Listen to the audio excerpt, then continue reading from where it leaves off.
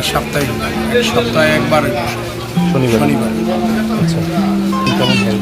এটা এক সময় এক রকম, এই যে হয়তো ঈদের হাট হইলে একটু বেচা কেনা বেশি হইলে কাস্টমার বেশি হয়, নাইলে একটু সীমিত হয়, এই আর কি।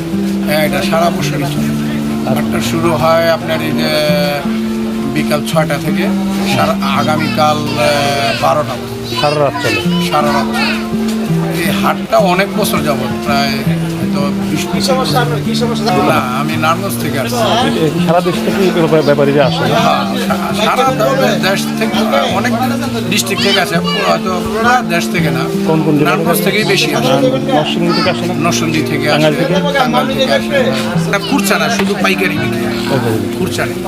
কিরকম খুচরা হলো ওইদিকে 4000 দোকান আছে। 3-4 হাজার দোকান হবে? হ্যাঁ, এখানে ভালো লেনদেন হয়। জি, নাম। আমার নাম জাহাঙ্গীর আলম। জি, থ্যাংক ইউ।